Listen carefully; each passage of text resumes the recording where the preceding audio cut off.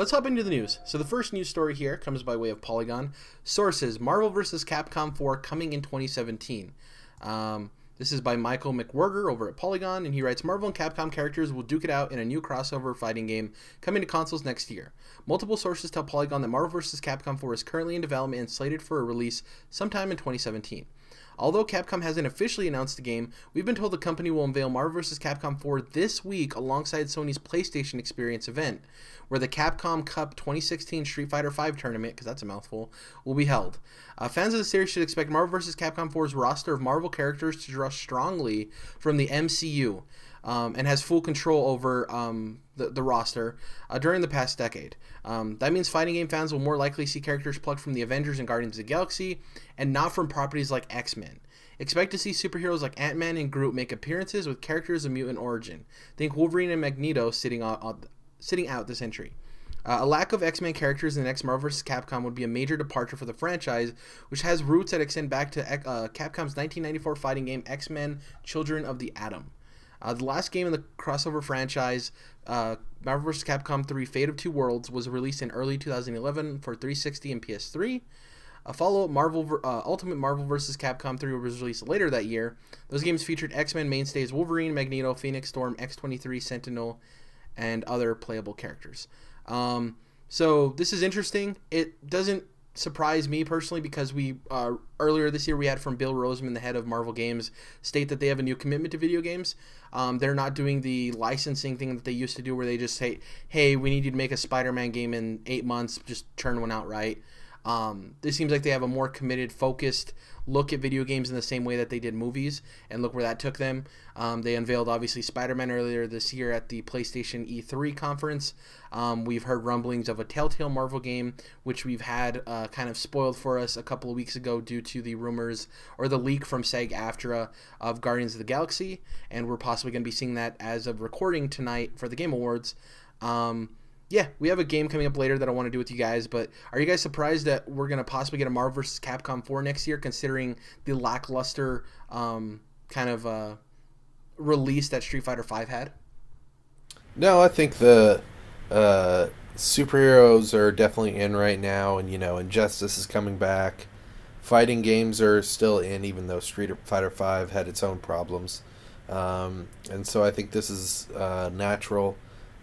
It's about time for another one, and I think that people really enjoy these games. Like, people talk a lot about these games very fondly. So I think it's going to be great, and I think it's definitely going to happen. Also, the huge thing here, too, is, we have a new Resident Evil coming out, so that's great for Capcom. Oh, yeah. And also, the other aspect of this is this could possibly also be a Switch game as well. Yeah, possibly. Yeah. And that would be cool too, because I think a portable fighting game would be cool, because one of the big things in the Switch trailer was playing with friends and stuff like that, and it'd be interesting to see people play a fighting game on a handheld like that. Yeah. Something to the quality of Marvel vs. Capcom. So we're interested. We're not surprised. I would say hopefully it's good, but it's gonna be good. Sure. They've never been bad, and they've done nothing to prove otherwise.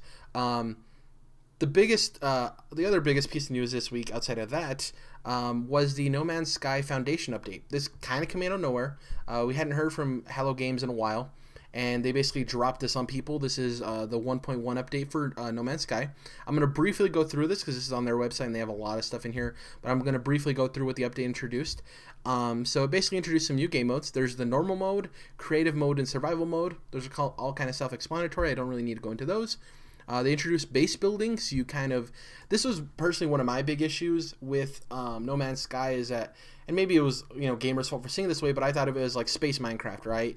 And one of the biggest things about Minecraft is being able to build your own like places, right? Right. And make it yours. And having a hub world is what I envisioned when No Man's Sky was first announced. And that's kind of what this is. You can set a home planet, and you can build a base, and you can kind of make really cool space structures and stuff like that. This is cool. This should have been something at release, I think, personally, in my opinion. They also introduced farming, which you can cultivate different plants that you find throughout different planets. This is also something really cool. You can make camp. There's freighters that you can go inside. There's new resources and technology. There's a new user interface. It's a ton of really awesome stuff. There's added motion blur, and they've fixed a lot of the issues with performance. To me personally, and I hope this doesn't come off as jaded, I think this is all stuff that should have been at release. This isn't something to me that this is like, we're improving a great game that's already out. This is like, oh, we need to finish this game, you know? It's and that's my biggest issue with it. It's a little bit weak sauce. Sorry, go ahead. For sure. Definitely weak. Yeah, well, these are all great features, but these aren't features that should have not been in the original game, you know? This isn't like... Yeah, it's really weird to me. Dom, what do you think about this? Do you think this was a little too late? Do you think it's kind of making the people who already enjoy No Man's Sky happier and it's not going to pull in anybody new? Like, what's your opinion on this huge update? Yeah, I mean, in every sense, it's too late. So, who is this for? Who's sitting there like, yes, finally, I'm gonna go back and play this? How many people got their game refunded? This is like too little, too late, unfortunately. And it's one of those. This whole thing has been crazy, the whole Hello Games story, but this is makes you wonder. Way too late. I mean, the game came out in August. I don't know if they were expecting this to be like, this is a reason for people to ask for No Man's Sky for Christmas. I'm sorry, people who don't have the certain games that came out this fall aren't going to be asking for No Man's Sky. It's not on the list. It's going to be Final Fantasy 15. It's going to be all the tremendous shooters that came out. Even people that weren't able to get Deus Ex. Like, this is not on the list of a majority of people's Christmas, gift lists. Yeah. So you're right. I definitely think you're right. This isn't going to get them all of a sudden a bunch more sales. I think the goal here is just to kind of win back some goodwill. This is a karma update by the game. Yeah. Exactly. It's just kind of, and I think it's too late for that even, to be honest. But we will see future of Hello Games unfold, I guess. Yeah, this is the 1.1 saving face update, and I wish the best for him. I don't want Hello Games to fail or anything, but I think all of this should be a learning lesson for them. I think this should all be like, hey, next time we're creating a game, we show that we can make really promising, interesting games, but instead of riding a bandwagon, getting caught in the whole hoopla of hype and everything, let's do the next one right, And I really hope that next time it comes around, as long as they handle it differently and they learn from their mistakes, I hope people give them a chance if the game is great. But I don't think there's a lot of people writing them off like, oh, Hello Games will never make anything good. I'm never going to buy Hello Games, game, and I think that's dumb. I like to hope for the good in people, and I think that maybe they learned enough from this, showing as much effort. I'm pretty sure they ran the numbers, and they probably figured that this wouldn't bring in a lot of more sales, but I do think, like we talked about, this is a saving face update. This is them saying, like, we screwed up. For those of you who even care, we're putting this out there, So that's sad. Yeah, it is sad, and I understand why they went quiet, but if this was their outcome, if this is what they were planning, I would have been there every day saying, we screwed up, we're working on it, we're screwed up, we're working on it, we're bringing all these awesome things as soon as possible, instead of going quiet and being like, here's a surprise update, Yeah, that was dumb. But then how about this? Why didn't they, in addition to that, instead of putting it all in one update, why haven't they been sprinkling it out? Yeah, as they finished could have gotten them out sooner. Yeah. Like, oh, we got this done, let's get this done. I mean, that's probably more work overall. You got to go through this patch. I don't know what the process is. If they have it all in one update, it's going to be a bigger press release, meaning that it'll get in news more likely than small updates here and there, right? I don't know. But at this point, it's like they're the last thing. But they're also in a situation that's damned if you do, damned if you don't. Like, if they did one thing, people would complain. If they did another thing, people are going to complain. And they kind of put themselves in that situation. So there are many good options. Exactly. It's awesome for people who love No Man's Sky that they got this, because this makes the game that they love even better, which is great for them. But this isn't selling any more copies, unfortunately. I don't think. I think we're kind of in a consensus on that. So, the next story here is really interesting. This comes away of GameSpot. This story kind of came out of left field. This is by Eddie over at GameSpot, and he writes, "Driving to a store to buy games may soon be a thing of the past," EA exec says. As it stands today, the physical gaming market is still very big business for Electronic Arts, but the FIFA and Battlefield publisher is bullish on a more digital-centric future. Speaking today at a NASDAQ investor briefing in Europe, Blake Jorgensen, who is their CFO, pointed out that the company already makes more than half of its total revenue from digital sources. This is spread between full game downloads, add-on content, subscriptions, and mobile. The other half is physical, which is a significant chunk of the pie, but digital may overtake it in the coming years. EA's latest numbers show that 25% of its full games were downloaded last fiscal year, spanning Origin, Xbox Live, and PlayStation Network. That figure will rise to close to 30% for the current fiscal year. Some games skew higher towards digital than others, Jorgensen said, without naming any names. While impediments like bandwidth speed and the need for credit cards still exist, Jorgensen said consumers are driving the trend towards an all-digital future because ultimately it's convenient. Like in books, music, film, and TV, we see that the consumer will ultimately consume games digitally. Over the next 5 years, Jorgensen predicts the full game download figures for EA games could reach 50%. This benefits EA as the margins are higher for digital products that aren't sold at a physical retailer. Brick and mortar stores still remain important, Jorgensen said, at least for now. So we've been talking about this. We've been talking about digital, and we've kind of said all this before. The biggest barrier to entry is the bandwidth issues, right? And this is crazy to see that the numbers are speaking for themselves. People are buying digitally more at a higher rate than physically overall, right? So like, I think the numbers are a lot bigger than people expected. For every person that's like, I'm not buying things digitally, I need my physical copies, I hear personally 2 or 3 people like, it's just easier to download stuff. And the other biggest barrier to entry is storage. Storage is becoming way cheaper. I recently saw this morning that there's a sale. You can buy an 8 terabyte SSD for $110. That's insane to me. It was a sale. It was a sale on Amazon. It was crazy. Wow. 8 terabytes? Yeah. I didn't even know they made SSDs that big. And then for that price, dude, that sounds absurd. Yeah. So, I this isn't surprising to me. I think it's awesome that somebody from a big company like this is coming out and saying this kind of thing.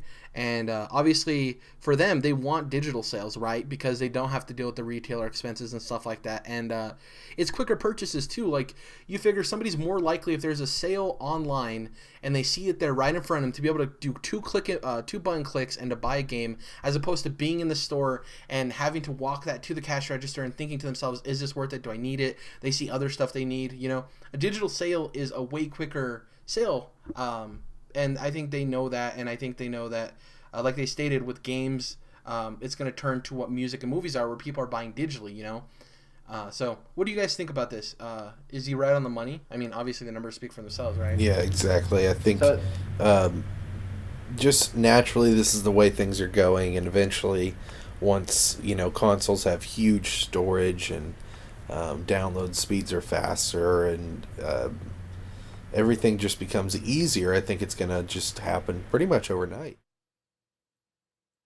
Yeah, and I think there's gonna be boutique-ish places where you can buy like physical versions or collector's editions, because with music, digital is the way of the future for music, but people still love vinyl records. I know that's not really apples to apples, but I still think there will be some physical versions of games like way later on down the line when it's majority digital. I think there's gonna be those kind of like those hobbyist kind of places, where people are like, I still want my physical copies. Yeah, it's gonna be interesting. Dom, what did you have to say? You wanted to say something? Well, yeah, it's never gonna. I mean, it's gonna be a long time before it's completely gone. Because walk into Walmart and you still see CDs for sale. Yeah, right? Exactly. Which is odd, and I'm sure that the statistics are even more skewed for music, that people are not even buying digitally anymore, but streaming. Yep. Which I think is the next step, as I've said before, that eventually we'll be streaming games as well, but.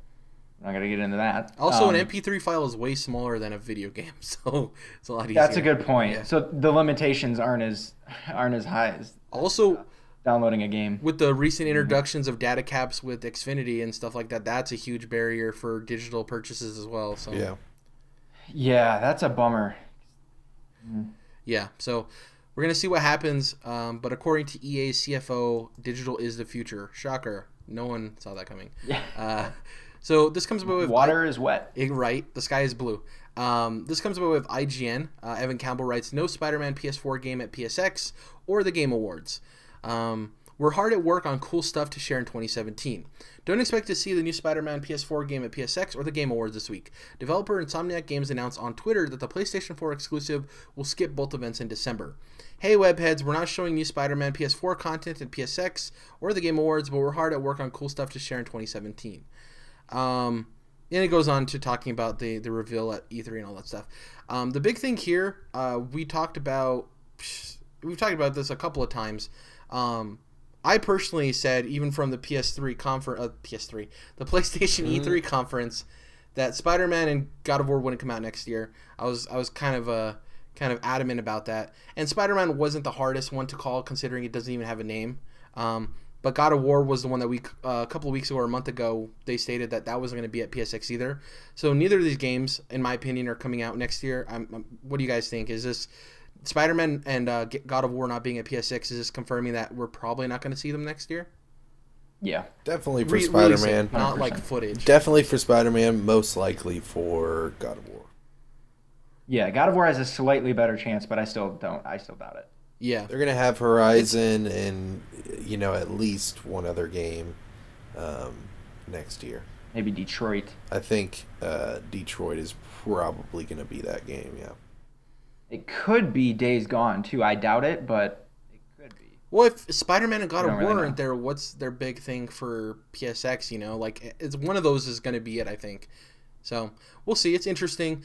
Some people are complaining, like, why did you just ruin people's, expectations for the event by saying this beforehand and making it worse for yourself? I'm like, that doesn't even make sense. Like, I actually appreciate them saying this, because they're coming forthright and saying, like, hey, just so you guys don't get your hopes up, we're not going to be there, but get excited for other stuff, kind of thing, Yeah. I appreciate them maybe being straightforward. So maybe 100,000 people tweeted at them and asked them, hey, are you going to show anything at this event?